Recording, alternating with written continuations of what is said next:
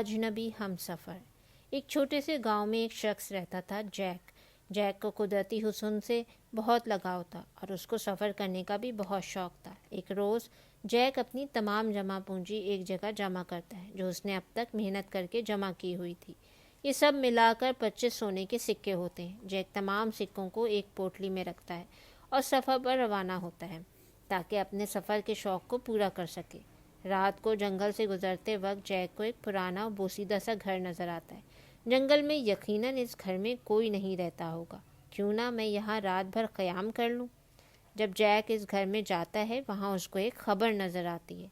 Jack वहीं कोने में बैठकर सो जाता है। सोते ही जैक को ख्वाब में एक लड़की नज़र आती है, जो बहुत खूबसूरत होती है, लेकिन वो रो रही होती है, जैसे किसी मदद को पुकार रही हो। अचानक जैक की आंख खुल जाती है और वो अपने सामने दो आदमियों को देखता है। अब वो दो आदमी उस कब्र को खोलने की कोशिश कर रहे होते हैं। जैक कहता है, ये तुम दोनों क्या कर रहे हो और इस मरे हुए इंसान को क्यों तकलीफ दे रहे हो?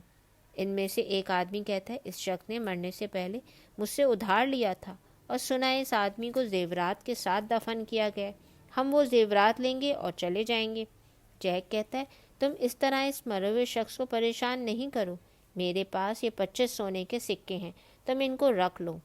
जैक से वो लोग सोने के सिक्के ले लेते हैं और वहाँ से चले जाते हैं। इन लोगों के जाते ही जैक दोबारा आराम करने बैठ जाता है और सुबह होते ही उधर से चला जाता है। घर से निकलते ही जैक को रास्ते में एक आदमी मिलता है। वो जैक से कहता है, मैं सफ़र पर निकला हूँ, क्या तुम मेरे साथी बनोगे? जैक अकेला था, उसको एक हमसफ़र मिल गया और वो खुश हो गया। जैक कहता है, क्यों नहीं, लेकिन मेरे पास अब सफ़र में खर्च करने को पैसे ख़त्म हो गए हैं। वो आदमी कहता है, कोई बात नहीं, मेरे पास इतना है कि हम दोनों को पूरा हो जाएगा, तुम फिक्र नहीं करो। इस तरह दोनों मिलकर सफ़र शुरू करते। रास्ते में उनको एक बूढ़ी औरत मिलती है, जिसके पाँव में शदीद चोट आने की वजह से वो चल नहीं पा रही होती। जैक का हमसफ़र आगे बढ़ता है और बूढ़ी औरत का पाँव देखता है और जैक से कहता है, मेरे बैग से दवा की बोतल दे दो। जैक बहुत कोशिश करता है कि वो उस आदमी का बैग खोल ले, लेकिन वो खोल नहीं पाता। लेकिन जब वो आदमी अपने बैग को सिर्फ हाथ ही लगाता है और वो बैग खुल जाता है। जैक हैरत से देखता रह जाता है, सोचता है यकीनन ये कोई जादू का बैग है।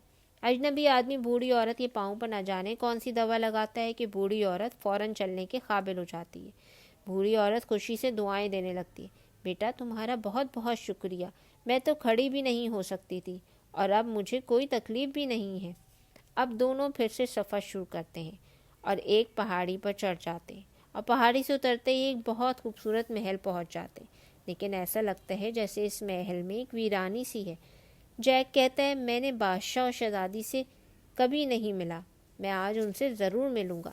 जैक बादशाह को झुककर सलाम पेश करता है और शहज़ादी को देखते ही जैक एकदम चौंक जाता है, क्योंकि शहज़ादी वही लड़की थी जो जैक के ख्वाब में आई थी। जैक शहज़ादी की खूबसूरत आंखें देखता रह जाता है और न जाने क्या सोचकर जैक शहज़ादी को शादी की पेशकश कर देता है। शहज़ादी साहिबा, मैं आपसे शादी करना चाहता हूँ। शहज़ादी जैक को कहती है, अगर तुम मुझसे शादी करना चाहते हो तो 3 दिन तक तुमको मुझे बताना होगा कि मैं क्या सोच रही हूँ। 3 दिन तक सुबह तुम मेरे पास आना, जिस चीज़ के बारे में मैं सोच रही होंगी बिल्कुल वैसे ही दूसरी चीज़ तुम मुझको दोगे। अगर तुमने ऐसा कर लिया तो मैं तुमसे शादी कर लूँगी। जैक शहज़ादी की शर्त पर राज़ी हो जाता है। महल में हुए वाक़े के बारे में जैक अपने हमसफ़र को बताता है और कहता है, शहज़ादी की आंखों में कोई जादू है, मैं उनकी बात को इनकार ही नहीं कर सका, लेकिन अब मैं परेशान हूँ कि कल क्या होगा और शहज़ादी किस चीज़ के बारे में बात करेंगी।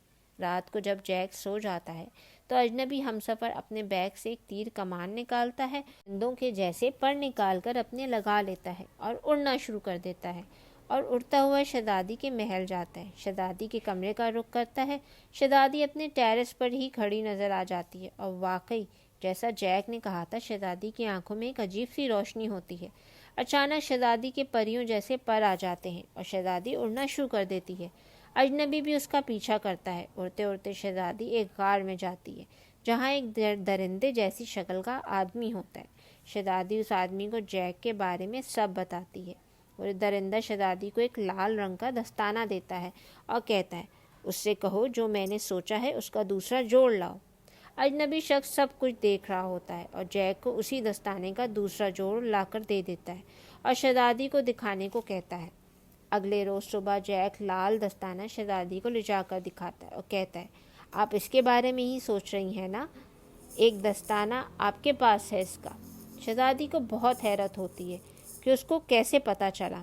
اگلے روز پھر اجنبی شہزادی کا پیچھا کرتا ہے اور وہ درندہ شہزادی کو لال رنگ کے ہیرے دیتا ہے، اور اجنبی کی مدد سے جیک اگلے روز بھی شہزادی کی سوچی ہوئی چیز لال رنگ کا ہیرا لے جا کر دیتا ہے اور شہزادی سے کہتا ہے، آپ لال رنگ کے ہیرے کے بارے میں سوچ رہی ہیں نا؟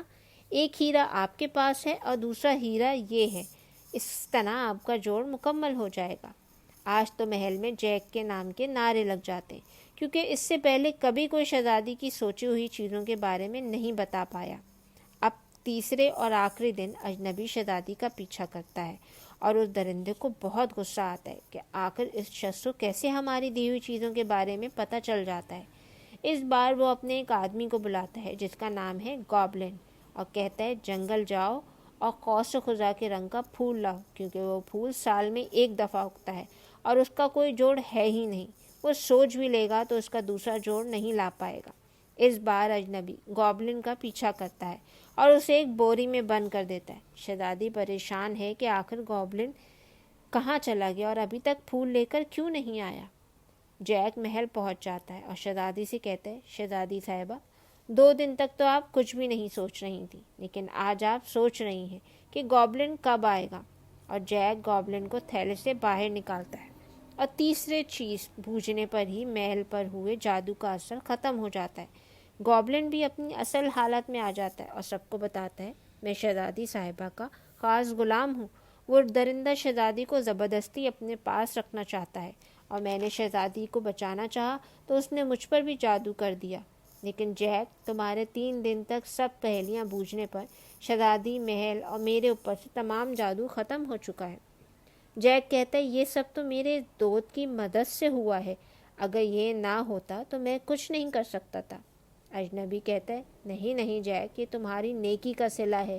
یاد ہے جنگل میں تم نے اپنے 25 سونے کے سکے 2 آدمیوں کو دیے تھے ایک خبر کو بچانے کے لیے؟ وہ خبر میری تھی جیک۔ تم نے ایک مرے ہوئے شخص کے بارے میں سوچا اور اپنی ساری جمع پونجی ان 2 آدمیوں کو دے دی۔ کیا تم نے ایک دفعہ بھی نہیں سوچا کہ مجھے تمہارا نام کیسے پتہ چلا؟ جیک کہتا ہے، ہاں، لیکن میں نے تو آپ کا نام پوچھا ہی نہیں۔ میرا نام جارج ہے اور اب میرے جانے کا وقت ہے۔ اور وہ تحفے میں جیک کو ایک سونے کی گھڑی دیتا ہے جس سے جیک سارے رکے ہوئے کام ہو جائیں گے، اور ہاں، وہاں سے غائب ہو جاتا ہے۔ اور اگلے ہی روز شہزادی اور جیک کی شادی ہو جاتی ہے۔ اس کہانی میں ہم کو پیغام دیا گیا ہے کہ جب ہم کوئی نیکی کرتے ہیں تو اس نیکی کا صلہ ہم کو ضرور ملتا ہے۔ Thanks for watching. Like, share, subscribe.